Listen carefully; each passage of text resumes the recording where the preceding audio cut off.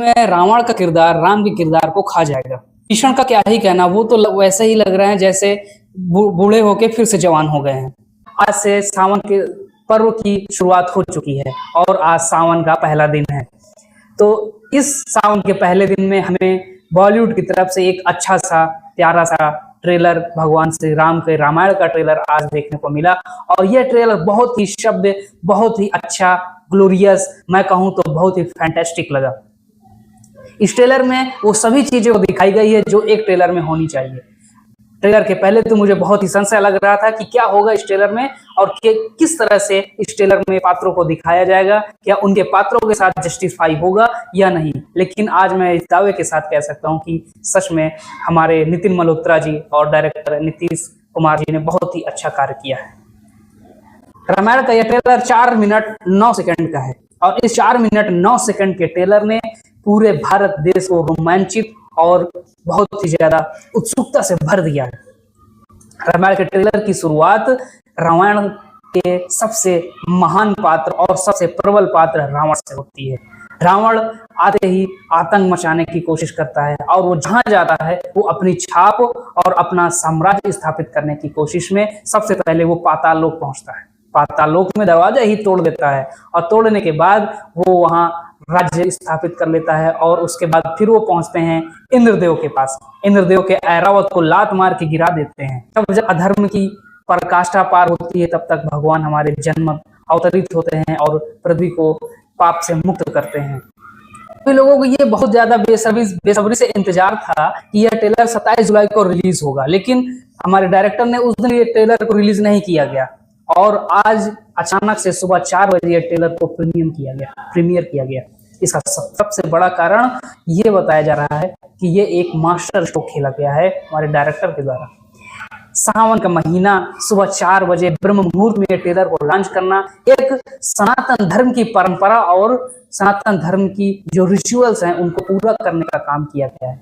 पूरे भव्य साज सज्जा और हमारे हिंदू कल्चर की भावनाओं को ध्यान में रखकर यह ट्रेलर को लॉन्च किया गया है और ये बात सभी भारतीय दर्शकों को बहुत ही प्यारी लगी और बहुत ही मनभावक लगी।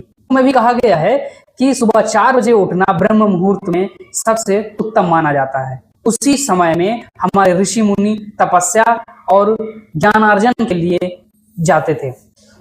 लालच, क्रोध, तामस और कलयुग की ये सभी जो यंत्र तंत्र विद्याएं हैं ये सभी उस समय मनुष्य और मनुष्य के क्रियाकलापों में सो रही होती हैं। बहुत उनका असर बहुत ही कम पड़ रहा होता है और इसी वजह से कहा जाता है कि ब्रह्म मुहूर्त में उठना, कि इस समय में की गई पूजा अर्चना डायरेक्ट हमारे देवलोक तक पहुंचती है। तो सबसे पहला कारण कि ब्रह्म मुहूर्त में ये जो ट्रेलर लॉन्च किया गया इस वजह से चुना गया क्योंकि उनको अपने देव तुल्य भगवान, और यह ट्रेलर सिर्फ पृथ्वी लोक में है नहीं, देवलोक के सभी यहाँ जो संचरित और विचरित करने वाले हमारे देवताओं हैं वहां तक पहुंचे और इस ट्रेलर की गुंजायमान देवलोक तक पहुंचे।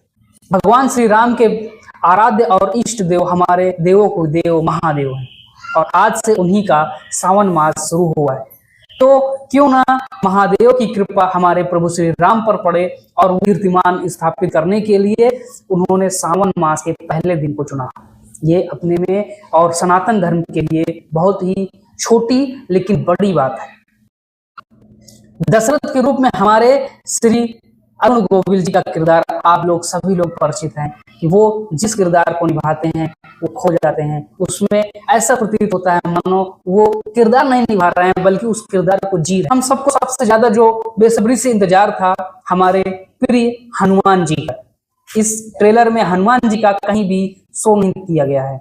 हमारे हनुमान जी के रूप में हमारे सनीपा जी जो तहलका मचाने के लिए तैयार थे, बेताब थे, उनका 2.5 किलो का हाथ दिखने को नहीं मिला कि वो 2.5 किलो का नहीं अब 5 किलो का पंच मारने को तैयार हैं। श्री राम के किरदार में हमारे रणवीर बेस्ट ऑरा डिफाइन किया है और उसमें वो सच में बहुत ही प्रॉमिसिंग, बहुत ही अट्रैक्टिव और बहुत ही सीधे स्वभाव, शालीन और मर्यादित पुरुष की भांति ही अपना स्वभाव दिखाने का प्रयास किया है। ये तो पूरे मूवी में ही पता चलेगा कि वो कितना अच्छा इस किरदार को बखूबी पर्दे पर उतारा है ये तो समय की बात है, लेकिन जितना जहां तक मैं मानता हूं कि उन्होंने अपनी पूरी कोशिश की है। शूर्पणखा की बात करें तो शूर्पणखा जिस काम के लिए जानी जाती थी और जिस किरदार के लिए वो जानी जाती है कि जिन्होंने श्री राम की मर्यादा को भंग करने, और इस किरदार में राघव प्रीत ने भी बहुत अच्छा अभिनय किया है।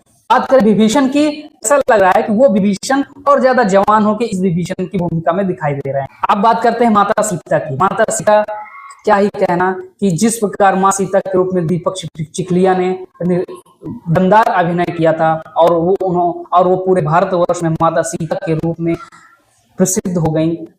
माँ सीता के रूप में साई पल्लवी ने जो जिस प्रकार का अभिनय कर रही हैं, वो आज के युग में नई सीता के रूप में उभर के भविष्य में आएंगी। उनका औरा, उनका दिव्यता उनके साफ साफ चेहरे में दिखाई दे रही है, और ये एक नया कीर्तिमान ही होगा। रावण का किरदार ऐसा लगता है कि वो श्री राम के किरदार को खा जाएगा।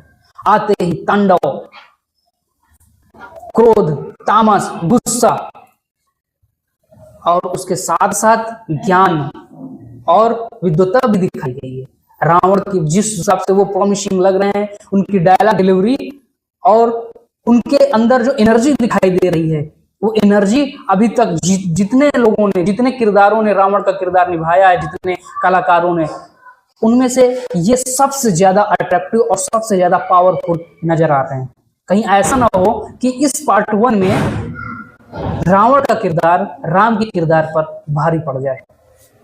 ये हमारा रामायण ट्रेलर का रिव्यू कैसा लगा आपको कमेंट सेक्शन में जरूर बताइएगा, और उम्मीद करता हूं कि ये सिर्फ भारत में ही नहीं बल्कि पूरे विश्व में एक नया कीर्तिमान रचे, ताकि हमारे भारत की सनातन परंपरा, हमारे भारत की सनातनी संस्कृति पूरे विश्व में, पूरे भूलोक में, देवलोक में हर जगह अपना वर्चस्व स्थापित करे।